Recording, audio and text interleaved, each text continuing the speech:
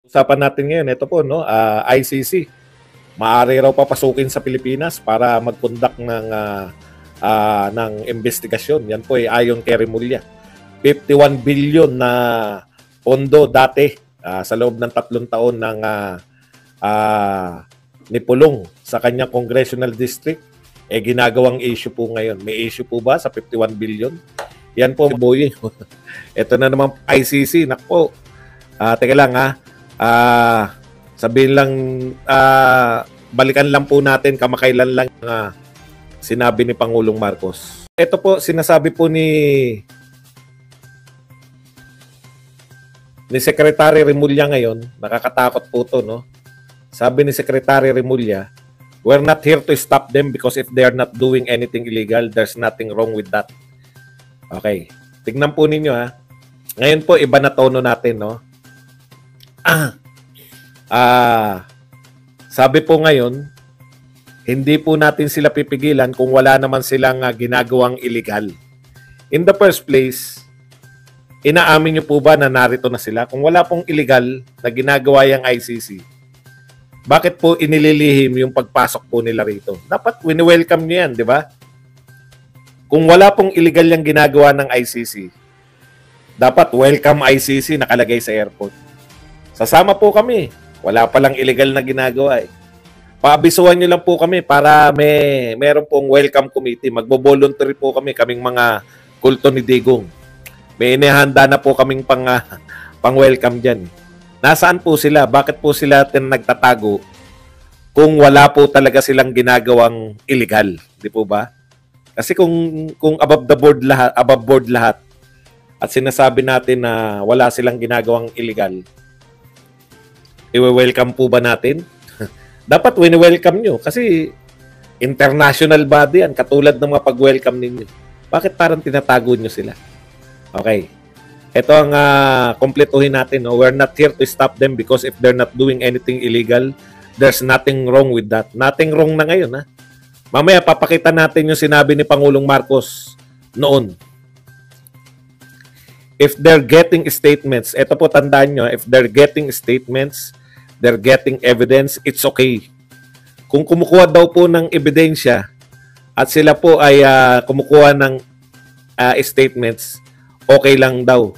So okay na lang ngayon yung mag-imbestiga, di ba? We will have to deal with the several legal implications of the action of the ICC in the Philippines and it may have an end up in the Supreme Court of the country. Procedural matters, etc., etc.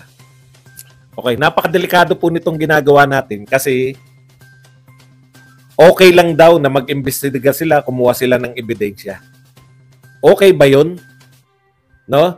Okay ba yun, Secretary Remulla, na pumasok sila dito sa atin samantalang wala naman silang jurisdiction? Sabihin nyo muna na may jurisdiction sila. Kasi unfair sinasabi ng gobyerno wala silang jurisdiction. Bakit pinapapasok kung walang jurisdiction? Isa lang naman po gagawin nila. Hindi naman po sila pupunta rito as tourist. Ang pagpunta po nila rito, napakalinaw naman. Kaya sila pupunta sa Pilipinas, iimbestigahan po nila, no, yung gobyerno, ay yung dating Pangulong Duterte sa war on drugs. Wala naman po Wala naman pong sinabi, no, na kakaiba silang gagawin. War on drugs po ang punteriya nila. So, iimbestigahan po nila si Pangulong Duterte. Pero para magkaroon lang po tayo ng background, ito po ang sinabi ni Pangulong Marcos. Kailan ba to? July 21, 2023. Kalahating taon na nakakalipas. Okay. That's it.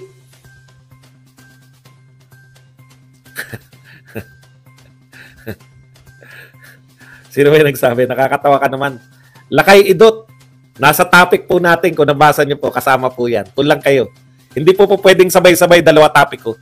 No? Kulang kayo. Nakakatawa itong mga to. Baka mamaya hindi kayo magtanong pag tinalakay na natin yan. Ito po muna. Parehong tungkol kay Duterte ito Sabi po ni Pangulong Marcos noong July 2023. That's it.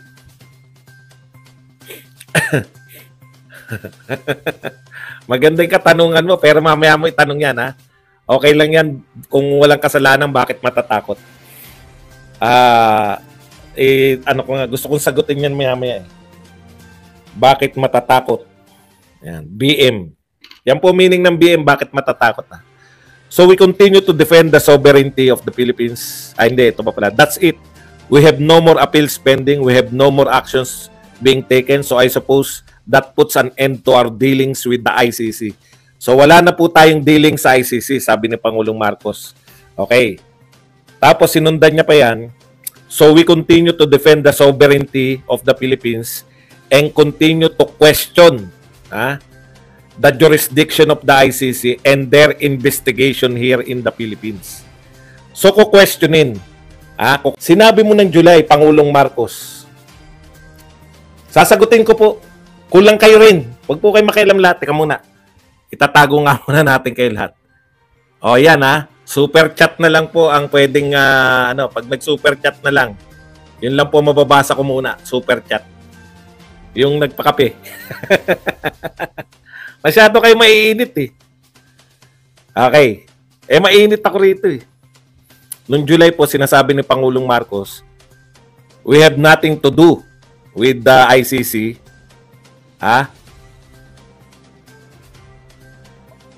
The Philippines continue to question the jurisdiction of the ICC and their investigation here in the Philippines.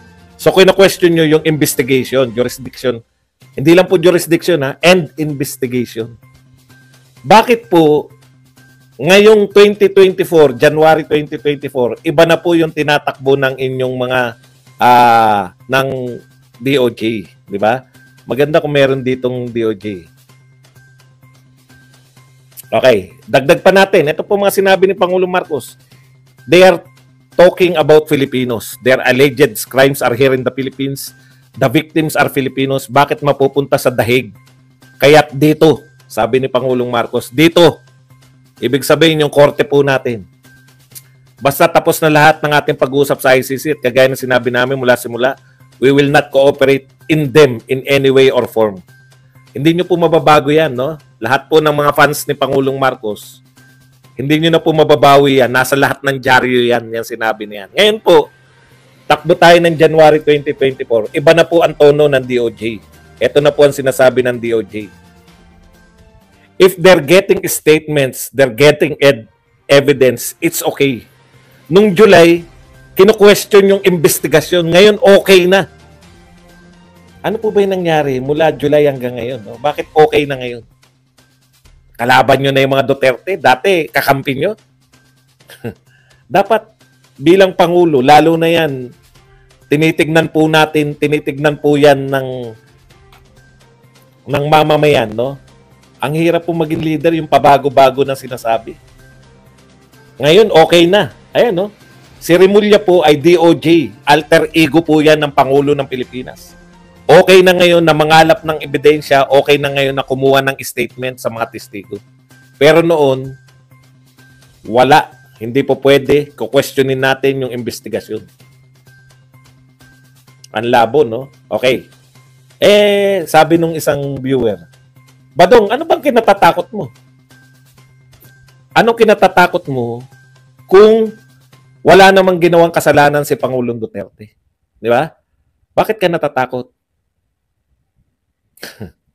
Kasi po, bias sila.